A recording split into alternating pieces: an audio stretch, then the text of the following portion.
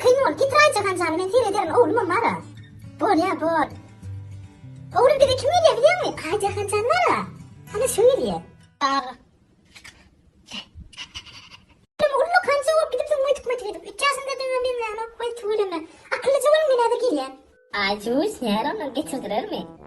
Getirdiler mi diyen oğlum. 2 adım yercin edip sen de iyi sürdün lan. Kabutu stometrovka aralayan yarı. Sen ne çanğa girdin ha? Ben bolardan kuruluşlarım. Oradan bilen tıkanı çıktım. Kurtuldu da bilen. Niye çeliktin diyen oğlum. İkimizim şunca yaşımızda. Kabutu mektebat halinden yanı. Gürlersin mi? Edir guruluşmasın hem derdim ha düşünür ulan. Gorka değil mi? Bulan gorkaz?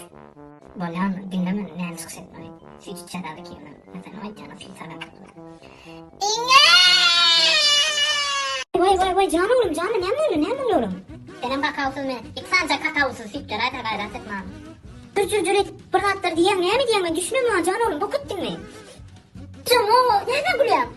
Bu yediğin yere gidin var ya hiç hocam etmece. Maskar ettin beni. Sik ya. Bıcır edip kuruluyorsun gene ne mi diyen lütfen hani içi diyorum hani içi diyor. Ancak hanımefendi düşün sen ne yapıyorsun düşünüyorsun lan? Boğulanma 3 yıl anır ha. İzleyin değil mi? Ecedi kakamıyla işte kakadi. Süt ver süt. Sin yerim seni sin yerim. Bunlara süt kıdırayım var mı? Var mı aklım? Oturum oynam çık. Bingo. Halen vermene süt gibi uçun. Bana bana süt kızarayım size diye. Çağın bir kıyın adına çağı birbirine düşünemedi. Son yemek ederim. Ay çağırdım tamam mı? Sağda kalas kalırdım ha. Düğüm yok zingilet. Niye paket alırdım üst açıp yapıl ya. Arkadan itişli. Sonra çizgim ne endiyine. Smatrek kim olun ya? Saat için ecemit yara. İndirimden ama kaçan o pakan futbolu icagalara 120 digri yapı onu.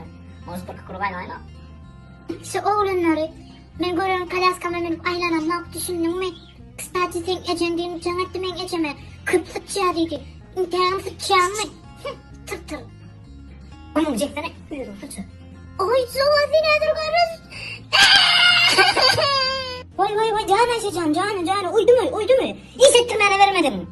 Ne ettin? Urumdur değil geç olsa. Şundan bir elak geçme. Şunu mu?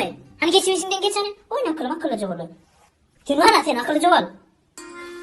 А я смотрим бурным фонтанчик с черным дельфином. И в жизни видеть лишь раз его доводилось всем тем, кто проходили